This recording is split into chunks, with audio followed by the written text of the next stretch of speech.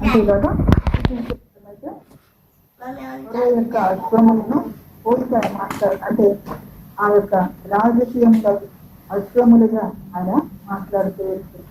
అటువంటి ఆ గుర్రానికి ఉన్న బలం ఏంటో, దాని ధైర్యం ఏంటో, దాని యొక్క పరుగు ఏంటో, గోరు శబ్దం విన్నప్పుడు అది ఏ రీతిగా ఇంకా ఉత్సాహంతో ముందుకెళ్తుందో నేర్చుకుంటూ వచ్చింది. అదేవిధంగా మన జనాన్ని కూడా ప్రభునందు ఆనందించాలంటే దేవుని నీడకు చేరవచ్చి ఆనందించే వారిగా ఉండాలి. దేవునికి మహిమ కలుగుతుంది. ఆ నీడ ఎటువంటిదంటే అది గాలివానైనా ఆ నీడ మనల్ని దాచేది, అది వరద పొర్లైనా ఆ నీడ మనల్ని దాచేది, లేకపోతే అది ఎక్క తగిన సమయమైనా ఆ నీడ మనల్ని దాచేది, మనకు ఆరోగ్యం లేనప్పుడైనా ఆయన రెక్కల నీడలో మనల్ని దాచేది. కాబట్టి ఆ నీడకు వచ్చి ఆనందించే వారిగా ఉండాలని పరిశుద్ధ లేఖనం ద్వారా వింటూ వచ్చాం. అదేవిధంగా క్రీస్తు యేసునందున ప్రభు చేత నిన్ను విశ్వసించి ప్రభునామం మహిమార్థంగా బ్రతకడానికి ఆయన మళ్ళా మనతో దినాన్ని సహాయం చేస్తూ సెలవిస్తున్న సంగతుల్ని మన వినికిడులు జాగ్రత్తగా చేసుకుంటాం. క్రీస్తు యేసునందున ప్రభు చేత పరిశుద్ధ గ్రంథము చూద్దాం ఒకసారి. యెషయా గ్రంథం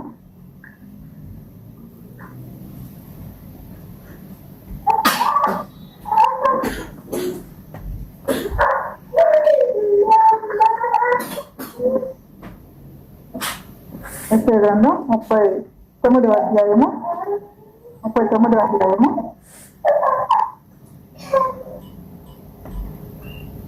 6వ వచనం నుంచి చదువు.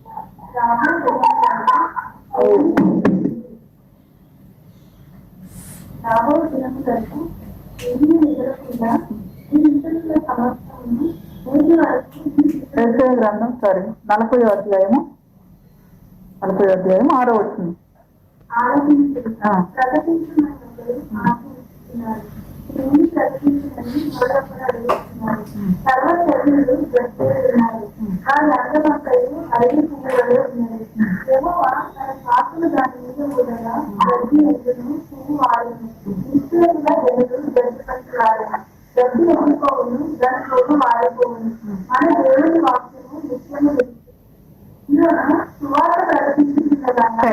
దేవునికి మహిమ కలిగిన దేవుడిగా, దేవుని పిల్లలంగా మనము స్తుతించే వారిగా, దేవుని పిల్లలంగా దేవుని యందు మనం ఆనందించే వారిగా, దేవుని బిడ్డలంగా దేవుని యందు మనం నిలిచే వారిగా ఉండటానికి దేవుడు మనకు సహాయం చేస్తున్నాడు. అయితే ఇక్కడ వాక్యాన్ని చూస్తే ఏమని ప్రవర్తిస్తూ ఉన్నాడంటే భక్తుడు, ఆలోచించుడి ప్రకటించమని ఒకడు ఆజ్ఞ ఇస్తున్నాడు, నేనేమి ప్రకటించడని మరి ఒకడు అడుగుతున్నాడు.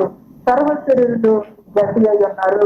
ఏమని ప్రకటిస్తూ ఉన్నాడంటే సర్వ శరీరులు గడ్డి అయి ఉన్నారు, వారి అందమంతయు పువ్వు వలె ఉన్నది.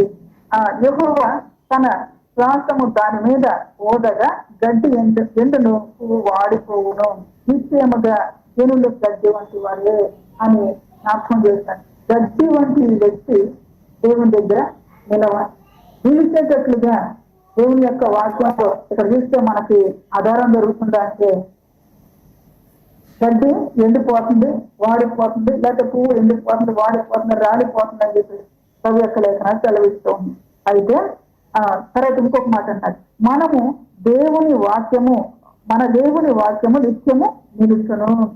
మనుషులేమి గడ్డి వంటి వారు, పువ్వులే వాడిపోయే వారిగా ఉన్నారు, కానీ దేవుని వాక్యము నిత్యము నిలిచేదిగా ఉండాలి.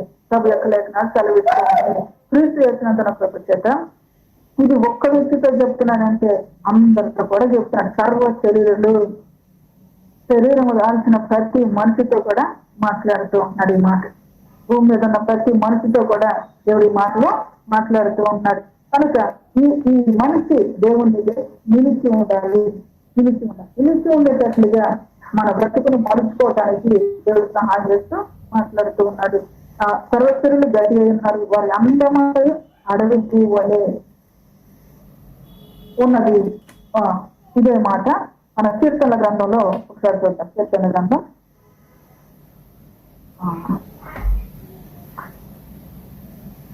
103 కీర్తన గ్రంథం 103 అధ్యాయము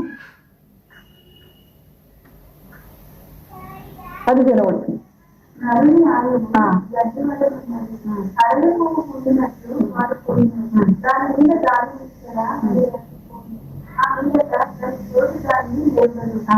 నరుని యొక్క ఆయువు ఏ విధంగా ఉందంటే గడ్డి వలె ఉన్నది, అడవి పువ్వు పూయినట్లు వాడు పూస్తూ ఉన్నాడు.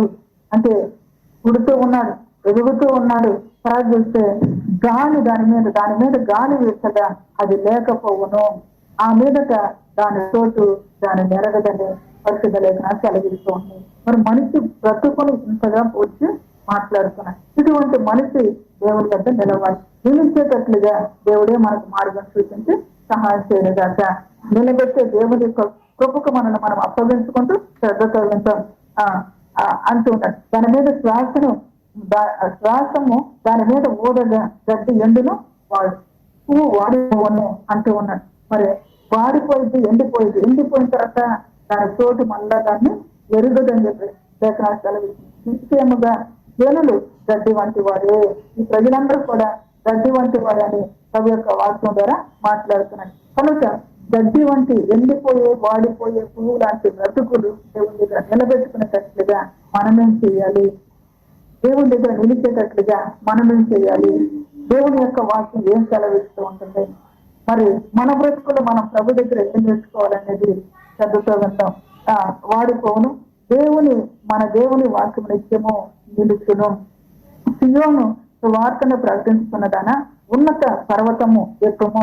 ఎరుసలేము సువార్తను ప్రకటించుకున్నదానా, బలముగా ప్రకటించుము, భయపడక ప్రకటించుము అని మరి ఆ సువార్తను తెలియచేయమని చెప్పేసి ఇక్కడ దేవుడు మాట్లాడుతూ ఉన్నాడు అన్నమాట.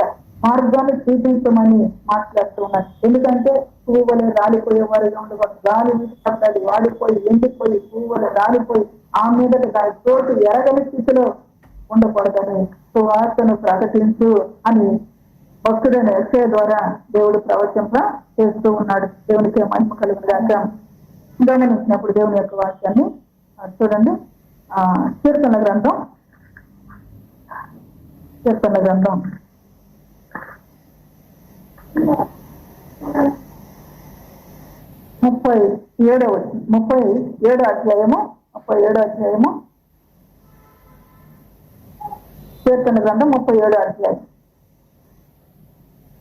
27 వచ్చిన చదువు.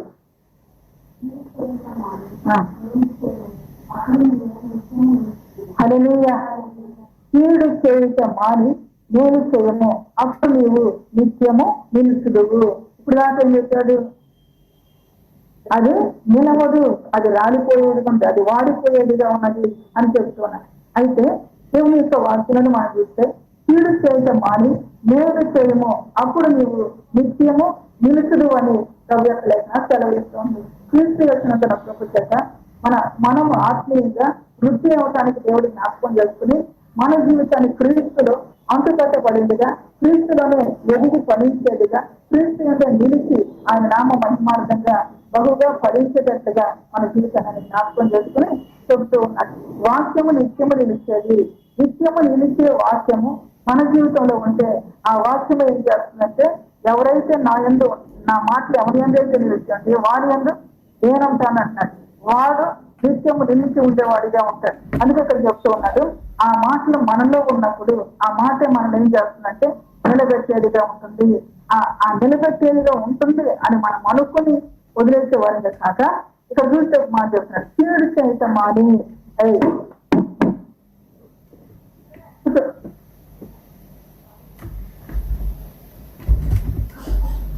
ఇక్కడైతే డబ్బులు పడు కళ్ళు ముసుకోకు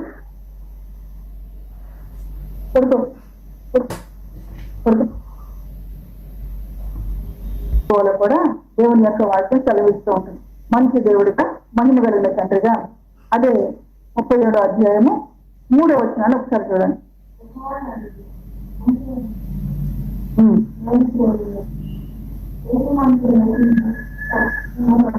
దేవునికి మహిమ కలిగిన వాక్యం. నేను చేస్తే నిత్యము నిలుస్తావన్నా. నేను చేసేటప్పుడు నువ్వు ఏ విధంగా చెయ్యాలి? నేను వారికి మేలు చేశాను, వారు నాకు కీడే చేశారు అనుకుంటూ చేసేవారిగా ఉండక వాక్యం అంటుంది యెహోవా యందు నమ్మిక ఉంచి మేలు చేయము. ఎందుకు చెప్తూ ఉన్నాడు ఈ మాట?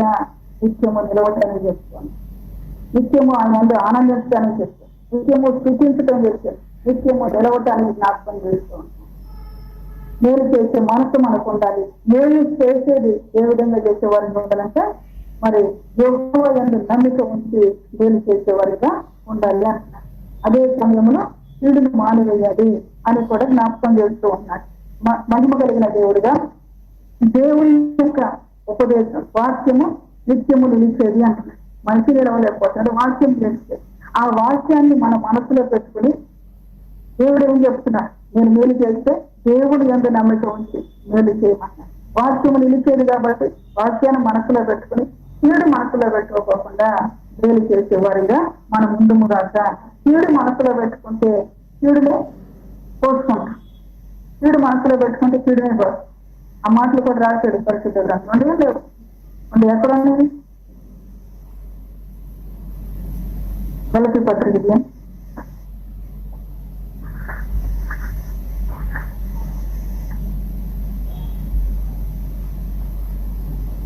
గలతీ పత్రిక 6వ అధ్యాయము 9వ వచనం.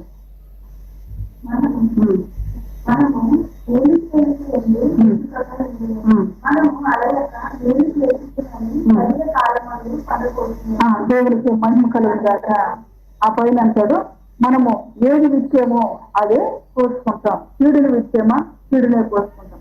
అందుకే చెప్తూ ఉన్నాడు, మనము మేలు చేసి అంటే విసుకక ఉందము, మనము అనేక మేలు చేసి నేను తగిన కాలం అంటూ అంటను పోసుకునే వారిగా ఉంటామని ప్రభు యొక్క వాక్యం కలిగిస్తాం. క్రీస్తునందు నమ్మిక ఉంచి తగిన కాలం మందు మనకు ఫలం ఇచ్చే దేవుడు ఆయన, తగిన కాలం మందు మనకు పంటనిచ్చే దేవుడు అని ఆయన ఎందు నమ్మిక ఉంచి ఏం చేయాలంటున్నాడు? మేలు చేయాలి. ఎందుకు చేయాలన్నాడు? నిత్యము నిలుస్తూ ఉండటానికి. మనుషులందరూ కూడా గడ్డి వలె ఉన్నారు, అడవి పువ్వు వలె ఉన్నారు. దాని మీద గాలి వేసగా అది దాని చోటును నుండి రాలిపోతుంది, అక్కడి నుంచి దూరంగా వెళ్ళిపోయేది ఉంటుంది, తిరిగి మళ్ళా దాని స్థానం అది ఎరగదు. ఇటువంటి స్థితిలో ఉన్న మనిషికి ఒక స్థానం ఇస్తూ, ఇటువంటి స్థితిలో ఉండే మనిషిని నిలబెడుతూ అని చెప్తూ ఉన్నా. మేలు చేసి నిలిచి ఉండు అంటున్నా. మేలు చేసి నిలిచి ఉండే వారిగా మనం ఉండాలి. కీడు చేస్తే కీడునే కోరుకుంటాం కనుక కీడులోనే పడేవారిగా ఉంటారు కనుక అటువంటి స్థితి మన జీవితంలో ఉండకూడదు. దేవుని దగ్గర నిలిచే బ్రతుకు మనలో ఉండాలి కనుక నిత్యము నిలిచేటట్లుగా దేవుడి దగ్గర జ్ఞాపకం చేస్తూ ఉంటున్నాడు. అందుకే చెప్తున్నాడు, మీరు దేవుని యందు నమ్మిక ఉంచి యెహోవా యందు నమ్మిక ఉంచి మేలు చేయము అని సెలవిస్తూ ఉంటున్నాడు. తర్వాత దేశమందు నివసించి సత్యమును అనుసరించము. దేవుని యొక్క వాక్యమే సత్యం కాబట్టి ఆ సత్యమైన వాక్యాన్ని మనం అనుసరించే వారిగా ఉండాలి అని చెప్పేసి ప్రభు జ్ఞాపకం చేస్తూ ఉన్నారు.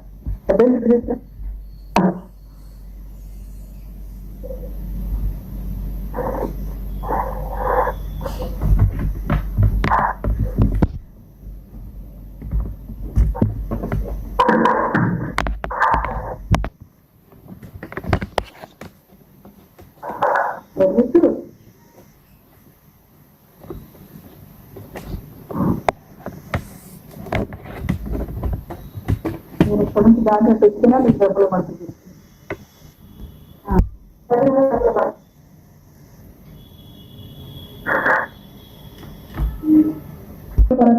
బలపడుతున్న జీవితంగా మార్చబడాలని నేను ఉన్నత ఉద్దేశంతో కనిపిస్తూ సహవాసం ఇస్తూ జనజనం ఆయన మనం బలపరుచుకున్నాడు.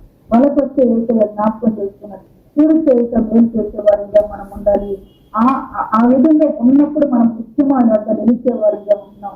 ఆ మేలు ఏ విధంగా చేయాలి? దేవుని యందు నమ్మిక ఉంచి మేలు చేసే వారిగా ఉండాలి. తర్వాత గమనించినప్పుడు దేవుని యందు సంతోషపడుతూ మేలు చేసే వారిగా ఉండాలని, సత్యమును అనుసరిస్తూ మేలు చేసే వారిగా ఉండాలి అని దేవుని యొక్క లేఖనాలు సెలవిస్తూ ఉంటాయి.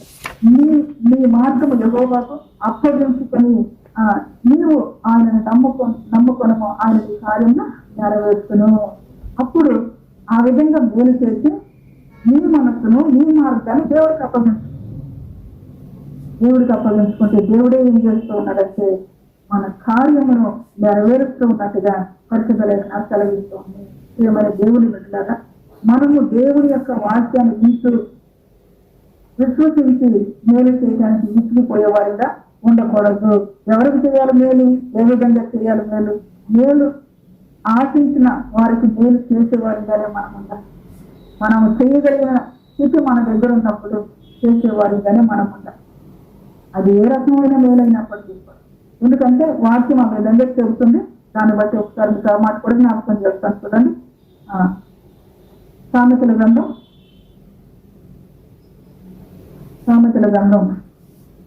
3వ అధ్యాయము 27వ వచనం.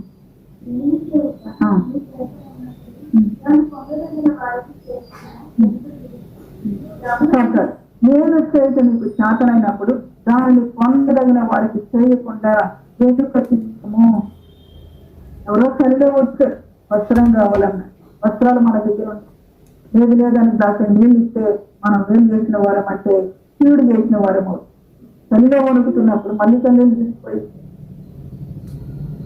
వస్త్రం కప్తే నేను మన దగ్గర ఉంది కానీ చేయకోకుండా వెనుక తీసుకునే పరిస్థితి. అటువంటి స్థితిని దేవుడు ఏమంటున్నాడంటే గడ్డి. ఆ గడ్డి ఏమవుతుందంటే దాని మీద వేసగా, గడ్డి పువ్వు వంటి వాడు మనిషి దాని మీద వేసగా దాని స్థానం అది ఎరగదు. నేను బాగా ఉన్నాను అనుకుంటుంది, తర్వాత దాని స్థానం అది ఎరగదు అంటున్నాను. అందుకే జాగ్రత్త చేస్తూ నిత్యము ఆయన దగ్గర నిలిచేటట్లుగా మనం ఉండటానికి జ్ఞాపకం చేసుకుని చెబుతూ ఉన్నా. దేవుడికి మంచి కలుగుతారు. అయితే కీడు మానేసేయమంటారు. కీడు చేస్తే ఏం సంభవిస్తుంది అని మనం చూసినప్పుడు పరిశుద్ధ లేఖనాలు మనం చూద్దాం ఒకసారి.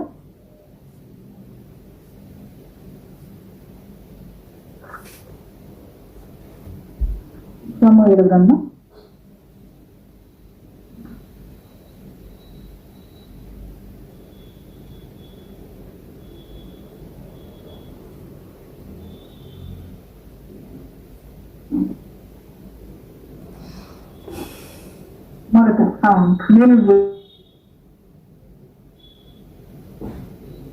1 ఇంకొక విషయాన్ని కూడా జ్ఞాపకం చేసుకుంటాం. మొదటి సమూయేలు గ్రంథం 24వ అధ్యాయము. కీడు చేసిన వాడికి కూడా మేలు చేసేటట్లుగా. తర్వాత 24వ అధ్యాయము 17వ వచనం చదువు. మొదటి సమూయేలు గ్రంథం 24వ అధ్యాయం 17వ వచనం చదువు.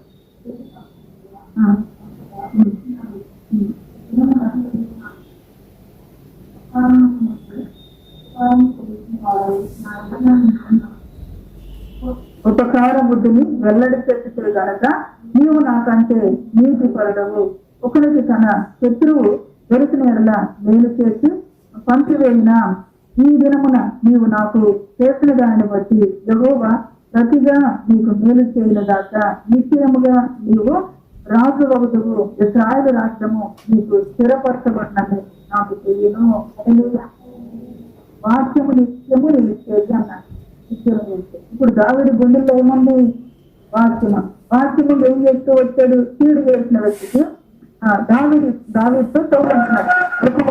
నన్ను నీ చేతికి అప్పగింపగా ఆయన అంటున్నాడు, దేవుడే నన్ను నీ చేతికి అప్పగించాడు, నన్ను చంపగా విడిచినందున ఈ దినమున నీవు నాకు నాకు ఉపకారము చేసిన వాడవై నా ఎడల నీకున్న ఉపకారము తిని వెల్లడి చేసి గనక నీవు నాకంటే నీతి పరుడవు. దేవుడికి మహిమ కలుగుతుంది. నేనేం చేస్తుంది? నీతి మంతులుగా తీరుస్తూ ఉంది. నేను నీతి మంతులుగా తీరుస్తూ ఉంది.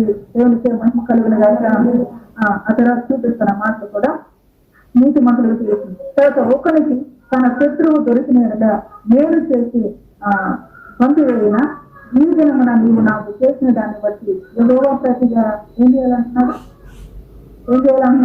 మేలే చేయునుగా అని చెప్పేసి మాట్లాడుతున్నాను.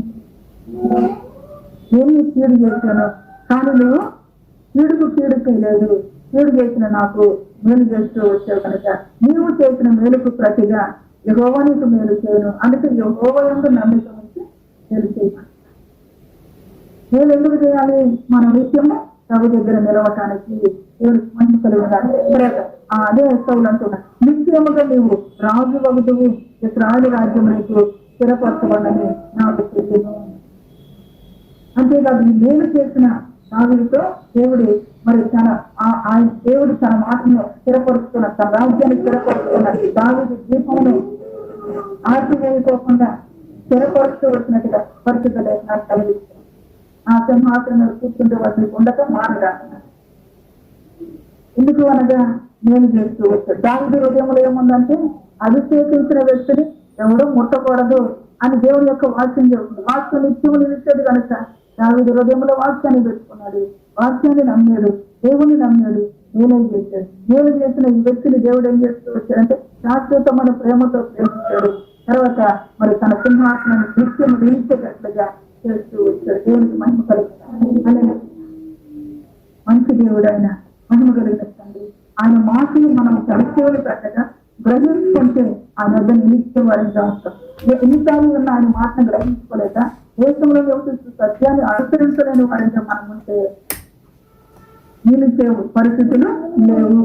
అందుకే గాలి వేస్తే ఏం చేస్తుందంటే దాని స్థానం తప్పిపోతుంది. ఏదో గాలి వేస్తూ ఉంటుంది, లేకపోతే దేవుడు దాని మీద ఊదిరి వెంటనే వెళ్ళిపోతుంది, రాలిపోతుంది అనే పరిస్థితులు అయితే దేవుని యొక్క వాక్యంలో ఎఫెసీ పత్రికలో రాయబడి అంటున్నారు, గాలికి మీరు నీటిలో అటు కొట్టుకుపోవద్దు అంటున్నారు. గాలి వేస్తుంది, ఆ గాలి వేసినప్పుడు అటో, ఈ గాలి వేసినప్పుడు ఇటో కొట్టుకుపోయేటట్లుగా ఉండగా దేవుని మాటను మనం హృదయంలో పెట్టుకుంటే ఆ మాట ఏం చేస్తుందంటే ప్రభు దగ్గర మనం నిలబడుతూ ఉంది. దేవుడికి మహిమ కలుగునగాక. ఆ మాట మనసులో పెట్టుకున్నాడు. అభిషేకించిన వ్యక్తికి ఏకీడు చేయకూడదు అనుకున్నాడు. దేవుడికి భయపడ్డాడు, మేలు చేస్తూ వచ్చాడు. ఆ మేలు తనను స్థిరపరుస్తూ వచ్చింది. ఆ మేలు తన మేలుగా మార్చబడుతూ వచ్చింది. దేవుని దగ్గర మేలును పొందిన వ్యక్తిగా ఉన్నాడు. దేవునికి మహిమ కలుగునగాక. తర్వాత నీతి మంత్రిగా నీవు నాకంటే నీతి పడడం అని చెప్పేసి చెప్తూ ఉన్నాడు. నీతి మంత్రులను ఎంచుతూ ఉన్నాడు, ఒక మనిషి ఎంచుతూ ఉన్నాడు నీతి మంత్రులను. అదే రీతిగా దేవుడు కూడా మనం మేలు చేసినప్పుడు నీతి మంతులని ఎంచే దేవుడిగా ఉన్నాడు. దేవుడికి మహిమ కలుగున తర్వాత గమనించినప్పుడు 2 సమూయేలు గ్రంథం ఈ మేలును మనం చేసేటప్పుడు క్రియారూపకంగా లేక ఆలోచన పరంగా లేక నడవడి ప్రకారంగా మనము మేలును చేయవచ్చు, లేకపోతే కీడును చేయవచ్చు. మేలు చేయొచ్చు, కీడును చేయొచ్చు. క్రియ చేసేటప్పుడు మేలును చేయొచ్చు, లేకపోతే కీడును చేయొచ్చు. లేకపోతే ఆలోచన పరంగా మేలును చేయొచ్చు, కీడును చేయొచ్చు. నడవడి ప్రవర్తన ప్రకారం కూడా మనము కీడైన మేలైనా చేయవచ్చు. అయితే వీటన్నిటిలో కూడా ఏం జరుగుతుంది అని మనం తెలుసుకోవటానికి 2 సమూయేలు గ్రంథము 16వ అధ్యాయము ఎదురు గమనించినప్పుడు దేవుని యొక్క లేఖనాన్ని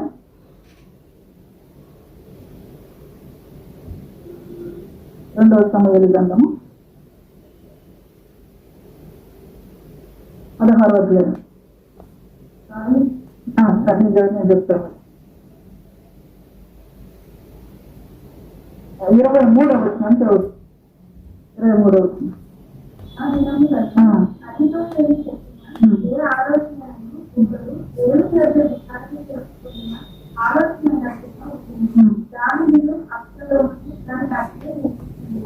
ఇక్కడ ఒక వ్యక్తి ఆలోచన చెప్తూ ఉన్నాడా, అందుకే అన్నారు ఆలోచన ద్వారానే కీడు చేసే వ్యక్తిగా ఉంటాడు, ఆలోచన ద్వారానే మేలు చేసే వ్యక్తిగా ఉంటాడు, క్రియ ద్వారైనా కీడు చేసేవారి ఇంకా మేలు చేసేవారిగా ఉంటాడు, నడవడి ద్వారైనా మేలు కీడు చేసేవారిగా ఉంటాడు. కనుక ఇప్పుడు గమనిస్తూ దేవుని యొక్క వాక్యాన్ని ఈ వ్యక్తి ఎట్లా ఉన్నాడంటే ఆ దినములలో అహీతోపెలు చెప్పిన ఏ ఆలోచన నేను ఒకడు దేవుని యొక్క విచారణ చేసి పొందిన ఆలోచన నచ్చగా ఉండను. దావీదును అబ్షాలోమును దాన్ని అట్లే తెలుసుకుంటూ ఉంటారు.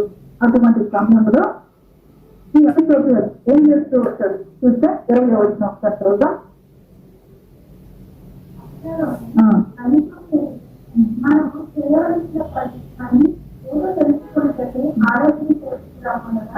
ఇక్కడ అబ్షాలోము దావీదు యొక్క కుమారుడు. దావీదు యొక్క కుమారుడైన అబ్షాలోము దావీదు మీద కుట్ర చేస్తూ ఉన్నారు. దావీదుని పక్కకు పంపించి మీరే రాజుగా ఉండాలని ఆలోచన చేస్తూ ఉన్నారు. అప్పుడు సలహా అడుగుతూ వచ్చాడు. ఎవరిని అడుగుతూ వచ్చారంటే అహితోఫేలు. ఈ అహితోఫేలు మాటలు ఏమనుకున్నారంటే ఇక్కడ దేవుని యొక్క విచారణ చేసి చెబుతూ ఉన్నాడని చెప్పేసి తెలుసుకుని దావీదును అబ్షాలోము నడుచుకుంటూ ఉన్నాడు.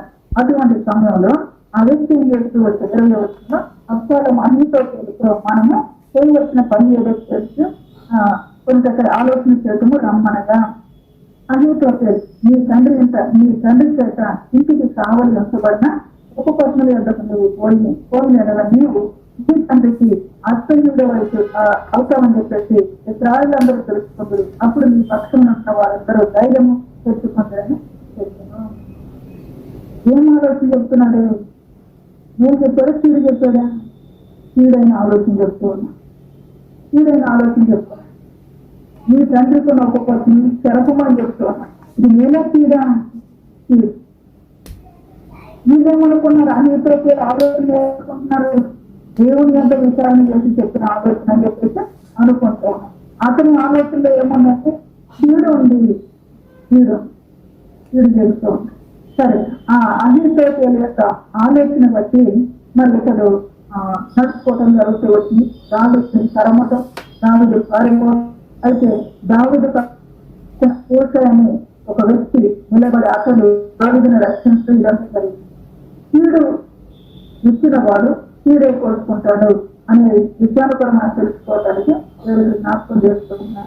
ఎందుకు అనగా మనం మేలు చేసే వారిని ఎందుకుంటారంటే మేలే కోరుకోవటం, మేలనే పంటనే కోరుకునే వారిగా ఉండాలి. అట్లా దేవుని దగ్గర నిత్యము నిలిచే వారిగా ఉండాలి, నశించిపోయే వారిగా ఉండకూడదు. కనుక చెప్తూ ఉన్నా ఈ అహితోఫేలు ఏమవుతూ వచ్చాడో చూడండి. 17వ అధ్యాయము 23వ వచనం.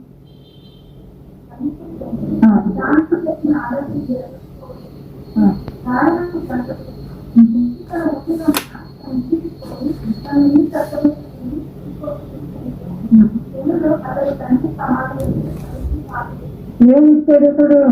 కీడును ఇచ్చాడు. కీడుని కోరుకున్నాడు.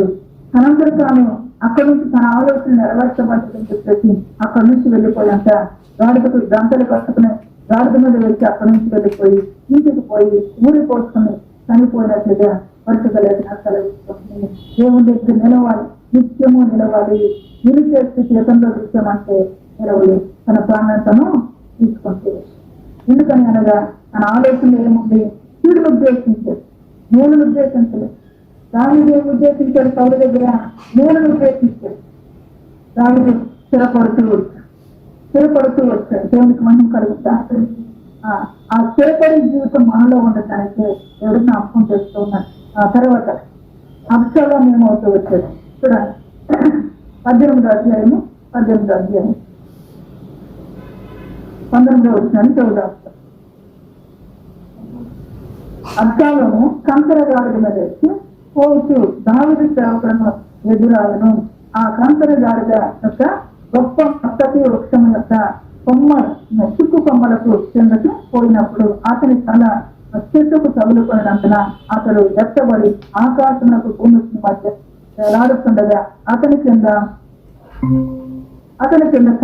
కంకర గాడిద సాగిపోయాను. అబ్షాలోము ఏమి ఆలోచన చేశాడు? అహితోఫేలు ఏం ఆలోచన చేశాడు? వీడిని ఆలోచన చేశాడు. ఇప్పుడు అహితోఫేలు ఏమైపోయాడంటే మన ప్రాణాన్ని తండ్రి తీసుకున్నది, నశించిపోతూ నిలవలేదు, నశించిపోతూ వచ్చాడు. ఇక్కడ గమనిస్తే అదే అంశాలను తండ్రిని కలిగిన అంశాలను కూడా ఏమవుతూ వచ్చాడు? ఆ అరణ్యంలో కొండ పోతూ ఉన్నప్పుడు అంతా మరి అడవిలో కొండ వెళుతూ ఉన్నప్పుడు మస్తకి వృక్షానికి ఆ చిక్కు కొమ్మలకు తన తల వెంట్రుకలు చిక్కుకున్నట్టుగా దేవుని యొక్క వాక్యం కలిగింది. దాన్ని బట్టి అతను అక్కడ కొట్టి చంపినట్లుగా మరి తర్వాత మనం చదువుతాం. ఆ విధంగా జరుగుతూ ఎందుకు చెప్తూ ఉన్నారంటే మనము దేవుడి దగ్గర నిత్యము నిలవాలి. నిలిచేటప్పుడు మన ఆలోచన కూడా చక్కగా ఉండాలి, మన ఆలోచన కూడా మంచిగా ఉండాలి, నేను చేసే ఆలోచనగా ఉండాలి. ఇతని యొక్క ఆలోచన ఏ విధంగా ఉందంటే కీడు చేసే ఆలోచన. మరి కీడు చేసే ఆలోచన తనలోకి వచ్చింది కాబట్టి వారికి ఏం జరిగిందంటే కీడే జరుగుతూ వచ్చింది. కనుక మన ఆలోచన కూడా జాగ్రత్తగా ఉంచుకునే వారిగా ఉండాలి. ఎందుకు ఉంచుకోవాలంటే మనం నిత్యము కూడా దేవుని యొక్క నిలవాలి అంటే మన ఆలోచనలు మనిషిలో వచ్చే ఆలోచనలు చెడ్డవి అని చెప్పేసి దేవుడు చెప్తున్నాడు. మరి యొక్క ఆలోచన అంతా చెడ్డ. కాబట్టి ఈ చెడ్డ ఆలోచనలు మనం ఏం చేయాలి? వెంటనే హెచ్చరించాలి. వెంటనే హెచ్చరించాలి. దేవునికి మహిమ కలుగుతుంది. వెంటనే వాటిని తొలగించుకోవాలి. అంటే ఈ చెడ్డ ఆలోచన నాలోకి వస్తుంది. ఈ చెడ్డ ఆలోచన బట్టి నేను మరి నీకు దూరం కాకుండా నన్ను కాపాడమను, లేకపోతే ఆలోచన అన్ని దూరం చేయమను నేను అడిగేవాడు. ఎందుకు అడగాలంటే మనం ఆ యొక్క నిలవాలి. కనుక మనం ఆ రీతిగా మనల్ని మనం జాగ్రత్త చేసుకునే వారిగా ఉండాలి. ఇదే సమయంలో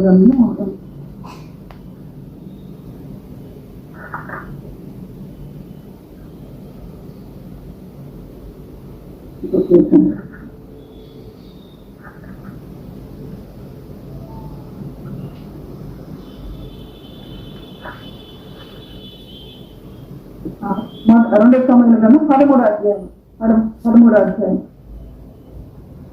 మనం క్రీస్తులను నిలిచి ఉండేటట్లుగా మనల్ని స్థిరపరచడానికి దేవుని మాటను మన హృదయంలో గుర్తుపెట్టుకుని జాగ్రత్త పడటానికి చెప్తుంది. 13వ అధ్యాయము మీరు గమనించినప్పుడు 3వ వచనాన్ని ఒకసారి చదవండి.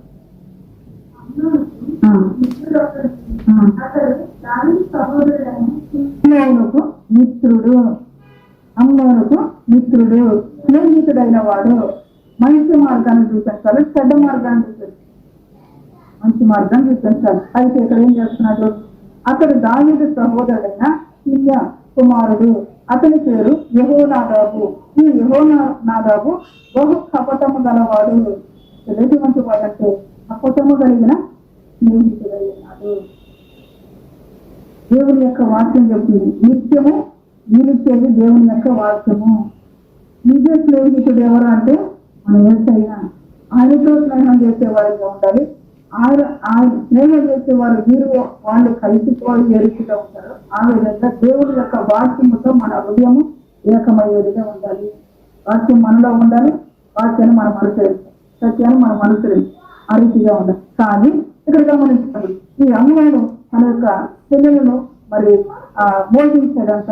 ఆ మోహించిన పిల్లల కొరకు ఇక్కడ ఏం చేస్తూ ఉన్నాడంటే ఇంకా తప్పు మార్గం, అది తప్పు అని ఆయన గర్భించక ఇంకా తప్పు మార్గాన్ని చూపించినప్పుడు ఇక్కడ చూస్తే యెహోనాదాబు బహు కపటం కలిగిన వాడు. అతడు రాజకుమారుడైన నీవు నానాటికి చిక్కిపోవటకు చేతికని సంగతి నాకు తెలియజెప్పగా అని అమ్నోనుతో అనగా, అమ్నోను నా తమ్ముడు అబ్షాలోము సహోదరి అయిన తామారు నేను మోహించి ఉన్నానని అతనితో అను.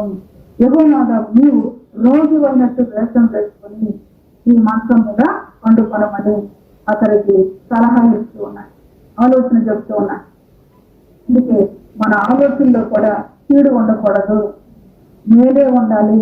ఒక మనిషికి మేలు జరిగేటట్టుగానే మన ఆలోచన ఉండాలి, కీడు చేసేటట్లుగా ఉండకూడదు.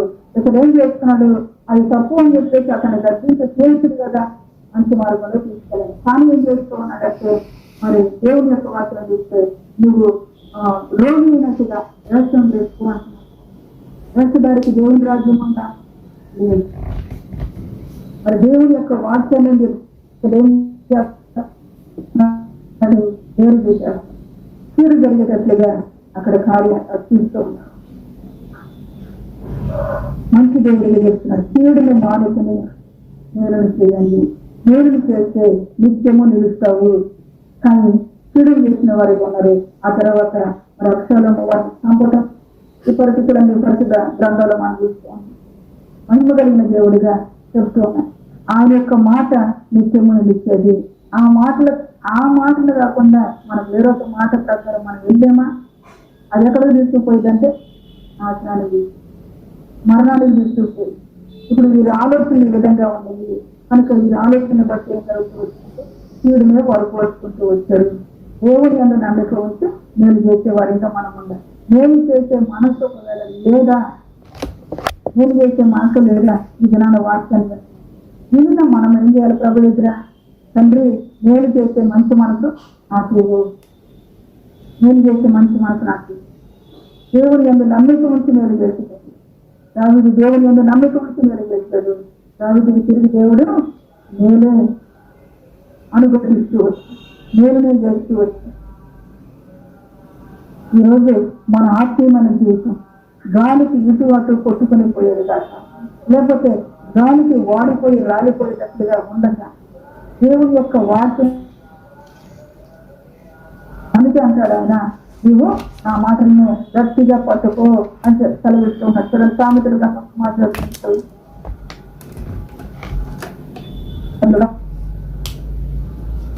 4వ అధ్యాయం 4వ వచనం.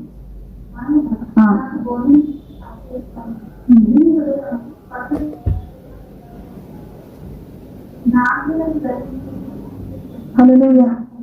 వాళ్ళు బ్రతికీర చనిపోయారంటే వాళ్ళు చనిపోయి దేవుడి మాటలు పట్టుకున్నారో పట్టుకోలేదంటే పట్టుకోలేదు. వారి కీడైన ఆలోచన అనుసరించిన దాన్ని బట్టి వారి బ్రతుకును వారిని నాశనం చేసుకుంటూ వచ్చారు. మన బ్రతుకు వర్ధిల్లేటట్లుగా బోధించుతూ నాతో ఇచ్చాను, నీ హృదయము పట్టుదలతో నా మాటలో పట్టుకొనలేము, నా ఆజ్ఞలను గైకొని నెలలా నీవు బ్రతుకుదవు, నా మాటలు బతుకు, నా ఆజ్ఞ గైకొను నీవు బ్రతుకుతావు. దేవునికి మనం కలుగుతాం.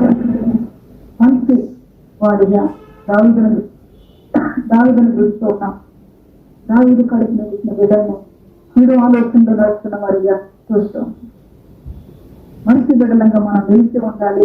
ప్రభు దగ్గర అంటే మనం దేవుని మాటను గట్టిగా పట్టుకునే వారిగా ఉండాలి. గట్టిగా పట్టుకునే వారిగా ఉండేటట్లుగా మనం దేవుని సన్నిధికి వచ్చి శ్రద్ధగా దేవుని మాటలు దేవుని సన్నిధిలో అనాలోచనగా మనం ఉన్నామనుకోండి, పట్టుకుంటాం ఆ మాటను అంటే పట్టుకోలేము. మళ్ళీ పోయి కీడు ఆలోచన చేస్తూ ఉంటాం, మళ్ళీ పోయి కీడుగా కలిగించే స్నేహాలే చేస్తూ ఉంటాం, మళ్ళీ పోయి కీడునే చేసే పరిస్థితులు జీవితంలో. ఆ కీడు ద్వారా వచ్చేది ఏంటంటే కీడు ద్వారా వచ్చేది ఇంకొక మాట కూడా చూపిస్తాను చూడండి. యోహాను సువార్త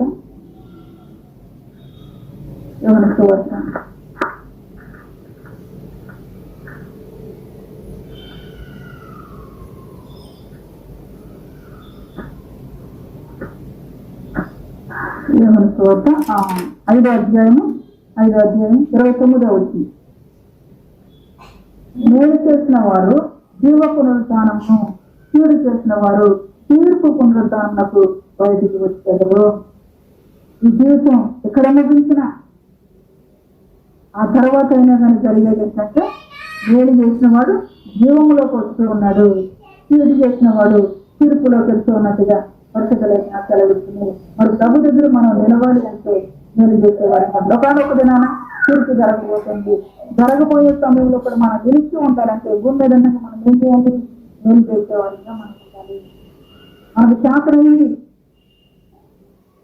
ఎవరో కలిసి నీళ్ళు అడిగారు, మనం అడిగినప్పుడు మనకు శాస్త్రం అవునా సాగాలి? అవును.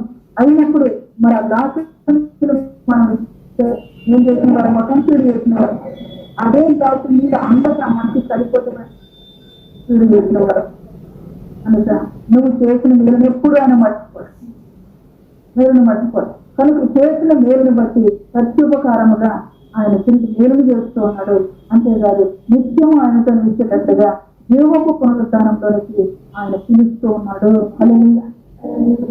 మంచి దేవుడిగా జ్ఞాపకం చేస్తూ ఉన్నాడు. ఇంకా మన క్రియ ఆలోచన, వాళ్ళ ఆలోచన అట్లా ఉన్నాయి. క్రియ ద్వారా కూడా మేలు చేసే వారిగా మనం ఉండము దాకా పరిశుద్ధ లేఖనాలు చూస్తే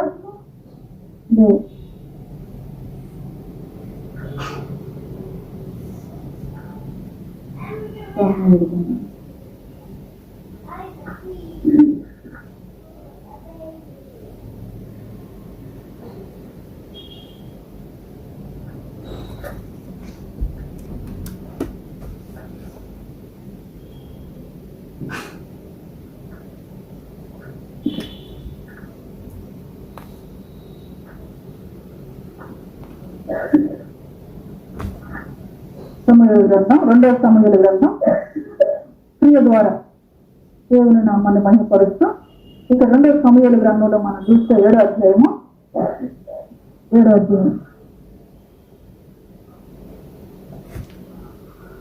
దావీదుకు ఒక ఆలోచన కలుగుతూ వచ్చినాక క్రియ ద్వారా దేవుని మహిమపరచాలనుకుని ఏం చేస్తూ ఉన్నాడంటే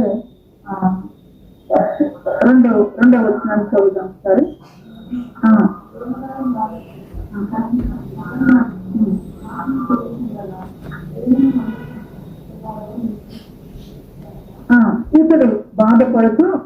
ఆలోచన చేస్తూ ఒక క్రియ చేయాలని తలంచాడు దావీదు. ఏం క్రియ అంటే మేలైన క్రియ, దేవునికి మహిమ కలుగుతారు. మేలైన క్రియ చేయాలని చెప్పేసి తలంచాడు. నేనేమి మరి ఆ దేవదారు రాళ్ళతో కట్టిన నగరంలో నేను నివాసం చేస్తూ ఉన్నాను, దేవుని యొక్క మందస్సు నేను దారాల్లో ఉండాలి ఆలోచన చేసి దేవునికి ఒక మందిరాన్ని కట్టాలని ఆలోచన కలిగి ఉన్నాడు. 5వ వచనం చదువుదాం. 5వ వచనం.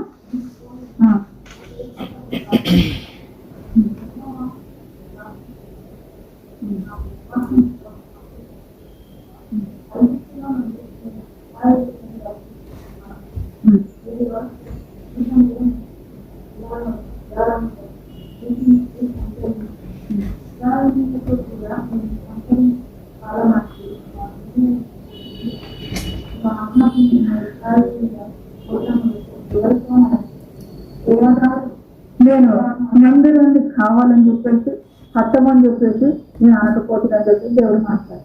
కానీ దావీదుకి ఏ ఆలోచన వచ్చిందంటే మేలైన ఆలోచన వచ్చింది. మేలైన క్రియ చేయాలని చెప్పేసి తలంపు కలిగి ఉన్నాడు. దేవునికి మహిమ కలుగుతుంది. వారు చెప్పలేదు కాబట్టి మనం మేలు చేయొద్దు, తప్పకపోయినా మేలు చేయొచ్చు. దేవునికి మహిమ కలుగుతాను. అలతో చూస్తూ మేలు చేసే అవకాశం ఉంటే మేలే చేసే వారిగా మనం ఉన్నాం. ఎందుకంటే దేవుని యొక్క వాక్యం రీతిగా చదువుతుంది. శత్రువు అయినా కానీ అక్కడికి మేలే చేయమన్నారు. ఆకలి అంటే ఆహారం పెట్టమన్నారు. అది మేలా చేయడం వాడెవరు శత్రువు. ఇక్కడ తను అటువంటి ఆలోచనలు కలిగి ఉన్నప్పుడు దేవుడు ఏం చేస్తూ ఉన్నాడు చూడండి. అది అధ్యాయము 12వ వచనానికి వస్తే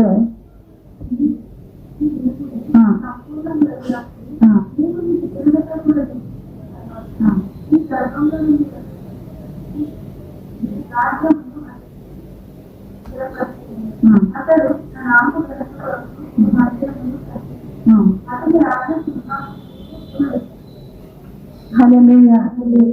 నా నామ మందిరము కొరకు మందిరమును కట్టించును, అతని రాజ్య సింహాసనం నేను నిత్యముగా స్థిరపరచదను. దావీదుకు వచ్చిన మంచి ఆలోచన బట్టి దేవుడు ఏం చేస్తూ ఉన్నారు, వాళ్ళు స్థిరపరుస్తూ ఉన్నారు. ఏం చేయాలనే మంచి ఆలోచన బట్టి స్థిరపరుస్తూ ఉన్నాడు. దేవునికి మహిమ కలుగుతున్నాడు. నీ కడుపున కూర్చుంటే కుమారుడు నా నామ ఘనత కొరకు ఒక మందిరాన్ని కట్టిస్తాడు, అతని రాజ్యము సింహాసనము నేను నిత్యము కూడా స్థిరపరచదాన్ని దేవుడు ఎక్కలేక కలిగి క్రీస్తు చేసినందున కృప చేత చేసే మేలైన కార్యము మనతోనే కాదు, మన పిల్లలకు కూడా ఏం జరుగుతుందంటే అది మేలుగానే వచ్చేది. దేవునికి మహిమ కలుగుతుంది. మనకు బాగా ఆశ, మన బిడ్డలు బాగా జీవించబడాలి, మన బిడ్డలకు మంచి జరగాలని ఆశ. ఆ ఆశ ఉన్న మనం ఏం చేసే వారికి ఉండాలంటే నిమిషే దేవుని యొక్క వాక్యాన్ని మన హృదయంలో పెట్టుకుని యెహోవా యందు నమ్మిక ఉంచి మేలు చేసేవారిగా ఉండాలి అని దేవుని యొక్క లేఖన సెలవిస్తుంది. విసుగుగా మేలు చేసేవారిగా ఉండాలి అని చెప్తాం. కీడులు చేసేవారిగా ఉండకూడదు. అదే మాట మన దశలోనికి పత్రికలో కూడా రాస్తాడు చూడండి.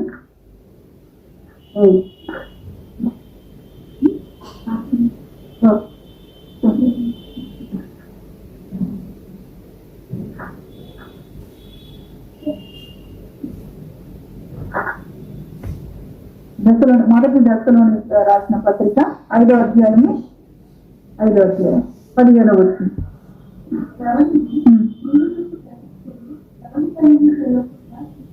హల్లెలూయా. కీడు చేసినా కానీ ప్రతి కీడు చేయొద్దు. ఎందుకు చేయగలదు?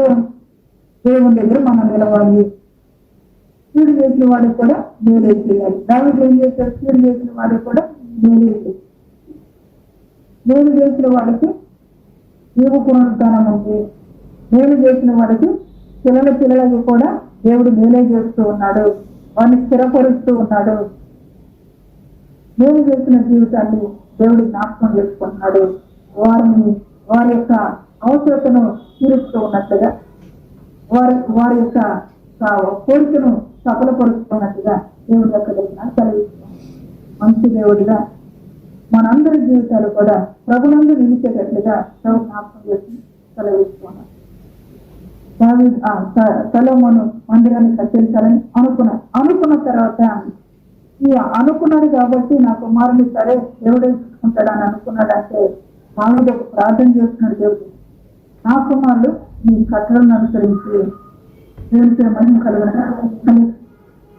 ఈరోజు మనందరి జీవితాలతో ప్రభు జ్ఞాపకం చేస్తున్నాం.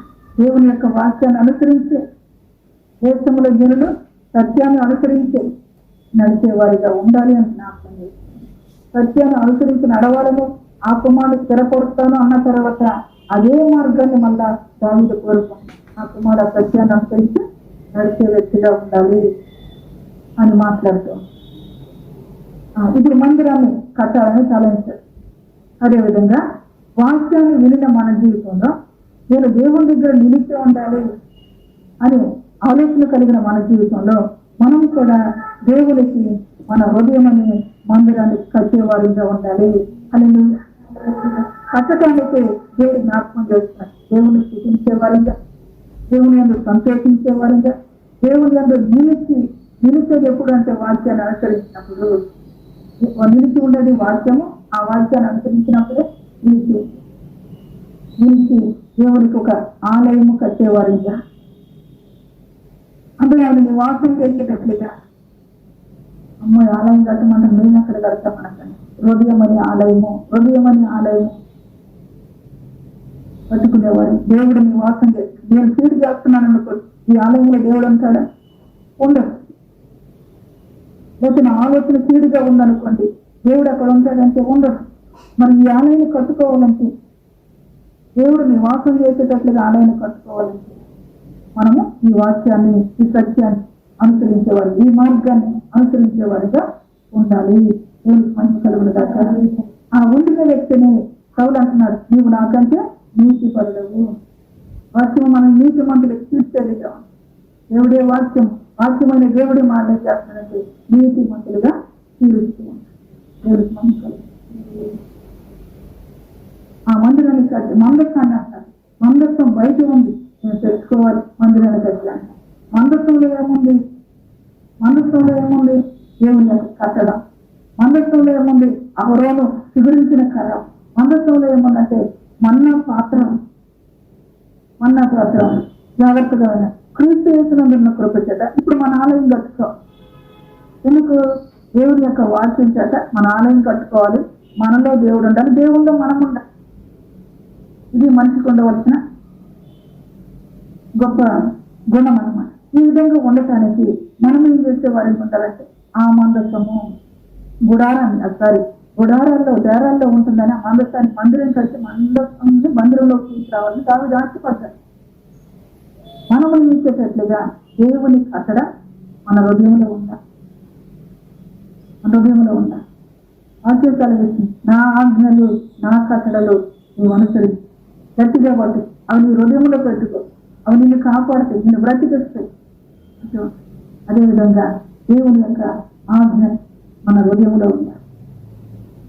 దేవుని ఆజ్ఞ మరి ఈ పొరుగు వారిని ప్రేమించమని దేవుని ఆజ్ఞ చెప్తూ ఉంటే పొరుగు వారి దానివల్ల మనం ఆశించేటట్టుగాను, పొరుగు వారి దాన్ని దొంగిలించేటట్టుగాను, పొరుగు వారి మీద అబద్ధ సాక్ష్యం చెప్పేటట్టుగాను ఉంటే మనము దేవుని యొక్క మందిరంగా ఉంటామా, నేను చేసిన వారంగా ఉంటామా, కీడు చేసిన వారంగా ఉంటాం. అందుకే ఈ మందిరములో, ఈ మందస్థములో ఏముండాలంటే దేవుని యొక్క కట్టడం. మందిరాన్ని కట్టి మందస్థాన్ని అక్కడ పెట్టాలనుకుంటున్నాం దేవుని తన్ని. అదే రీతిగా మన హృదయంలో కూడా దేవుని కట్టడం. అదేవిధంగా మనము ఆత్మపూర్ణులై అహరోను చిగురించుతారా దేనికి గుర్తుగా పరిశుద్ధ ఆత్మకు గుర్తుగా ఆత్మపూర్ణ మన్నా పాత్ర దేవుని యొక్క జీవాహారణ గుర్తుగా ఇవి మన హృదయంలో ఉండాలి. మందిరంలో ఇవి ఉండాలి. మందిరము మీరే అంటున్నారు, ఆలయము మీరే అంటున్నారు. కనుక ఈ ఆలయం ఆ విధంగా కట్టబడాలి. ఇదంతా ఎందుకు? దేవుని దగ్గర నిలవట. ఆ ఆలోచన వచ్చిన దావీదుని దేవుడు ఏం చేశాడు? శాశ్వతమైన కృపను చూపించి నిత్యము నిలిచి ఉండేటట్టు దయచేస్తున్నాడు. దేవుడికి మనం కలిగి ఈరోజు మన అందరి జీవితాలు ప్రభు దగ్గర నిత్యము నిలిచి ఉండేటట్లుగా మార్గాన్ని చూపించాడు. ఆ మార్గాన్ని మనం అనుసరిస్తే ఖచ్చితంగా మనకు ఏం జరిగింది? మేలే జరిగింది. ఆ మార్గాన్ని మనం అనుసరించలేదా కీడును కోరుకుంటాం. వీడిలో పడపోకుండా నేను చేసే దేవుడిగా సహాయం చేస్తూ వచ్చు. దేవుడు ఈ గొప్ప మాటలు మన వినికిడిలో దీవించిన గాక.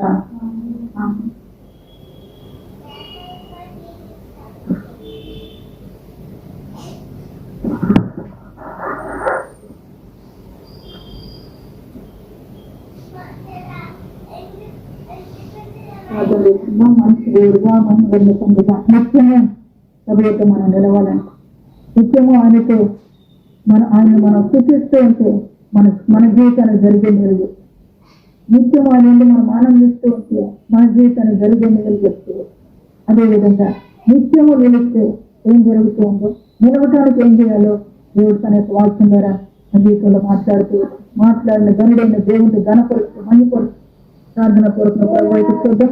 సత్యం ఎరగిన ప్రజలు సత్యాన్ని కలుసుకుని జాగ్రత్త పడేటట్లుగా వారి నిమిత్తం కూడా ప్రార్థిద్దాం. మనందరి కుటుంబాల రీతిగా ప్రభునందు నిలిచినట్లుగా ప్రభుత్వం ఆయన కోరుకున్నాం. ప్రార్థించండి. స్తోత్రం స్తోత్రం స్తోత్రం స్తోత్రం స్తోత్రం స్తోత్రం స్తోత్రం. పరిశుద్ధుడా పరిశుద్ధుడా పరిశుద్ధుడా పరిశుద్ధుడా పరిశుద్ధుడా పరిశుద్ధుడా గొప్ప దేవా నీకు స్తోత్రం, నీకు స్తోత్రం, నీకు స్తోత్రం, నీకు స్తోత్రం. సత్యవంతుడా నీకు స్తోత్రం, నీకు స్తోత్రం, నీకు స్తోత్రం. సత్యంలో స్థాపించటం ఎట్లాగో నేర్పిస్తున్న దేవా నీకు స్తోత్రం, స్తోత్రం, స్తోత్రం, స్తోత్రం, స్తోత్రం, స్తోత్రం, స్తోత్రం, స్తోత్రం, స్తోత్రం, స్తోత్రం. ఈ సత్యంని పట్టుకొని ముందుకు వెళ్ళాలి ప్రభువా. స్తోత్రం, స్తోత్రం, స్తోత్రం, స్తోత్రం, స్తోత్రం, స్తోత్రం, స్తోత్రం, స్తోత్రం. కీడు చేసేవారు అనేకులుగా ఎదుట నించున్నారు ప్రభువా. స్తోత్రం, స్తోత్రం, స్తోత్రం, స్తోత్రం, స్తోత్రం, స్తోత్రం, స్తోత్రం, స్తోత్రం, స్తోత్రం. మంచి హృదయముతో వారిని మీ తట్టు తిప్పగలుటకు తండ్రి దేవాను సిద్ధపరుస్తున్న మనసుల్ని బట్టి తండ్రి నాయన మీకు వందనాలు, స్తుతులు, స్తుతులు, స్తుతులు, స్తుతులు, స్తుతులు, స్తుతులు, స్తోత్రములు యేసయ్యా, స్తోత్రములు. నీ వాక్యమే సత్యము, నీ వాక్యమే సత్యము. ఆ సత్యములోనే స్థిరపరుస్తున్న దేవా నీకు స్తోత్రం, నీకు స్తోత్రం, నీకు స్తోత్రం, నీకు స్తోత్రం, నీకు స్తోత్రం, నీకు స్తోత్రం, నీకు స్తోత్రం. సత్యవాకులను బట్టి, సత్య మాటను బట్టి, సత్యబోధను బట్టి నీకు వందనాలు, స్తుతులు, స్తుతులు, స్తుతులు, స్తుతులు, స్తుతులు, స్తుతులు, స్తోత్రములు, స్తోత్రములు, స్తోత్రములు, స్తోత్రములు, స్తోత్రములు, స్తోత్రములు, స్తోత్రం యేసయ్యా. సత్యములోనే జీవముంది ప్రభువా నీకు వందనాలు, స్తుతులు, స్తుతులు, స్తుతులు, స్తుతులు, స్తోత్రములు యేసయ్యా. కనికరించి ప్రభువా నువ్వు చేస్తున్న మేలులే కదా ప్రభువా ఇది. నీకు స్తోత్రము, నీకు స్తోత్రము, నీకు స్తోత్రము, నీకు స్తోత్రము, నీకు స్తోత్రము. నీవు చేస్తున్న మేలుకి ప్రతిగా మేము మేలు చేసే బిడ్డలుగా ప్రభువా మేము నీ ఎదుట నిల్చుండటానికి తండ్రి దేవా నువ్వు మార్గము సిద్ధపరుస్తూ బోధను అనుగ్రహిస్తూ నడవమని చెబుతున్న దారిలో నడుచుటకు సహాయం చేయమని వేడుకుంటున్నాను. పరిశుద్ధుడా నీకు స్తోత్రం, నీకు స్తోత్రం, నీకు స్తోత్రం, నీకు స్తోత్రం, నీకు స్తోత్రం. మేలైన మార్గం ప్రభువా ఇది మేలైన మార్గం అంటున్నావు యేసయ్యా. ఈ మార్గములో సత్యముతో నడిచి సత్యముతో జయించు బిడ్డలముగా తండ్రి నాయన నీ మార్గంలో నడుచుటకు కృపను అనుగ్రహిస్తున్నందుకు నీకు వందనాలు, స్తోత్రములు యేసయ్యా.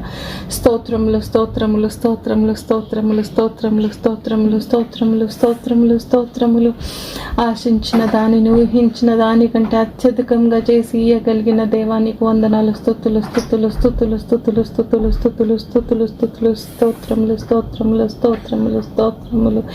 యేసు పరిశుద్ధ యేసుగా సత్యమును బోధిస్తున్న యేసుగా సత్యమందు నిలిచిన వారినే తండ్రి దేవా నీ యందు నిలబెట్టుకున్న దేవుడిగా నువ్వు ఆశపడి బోధించిన దేవుడిగా నీకు వందనాలు, స్తోత్రములు.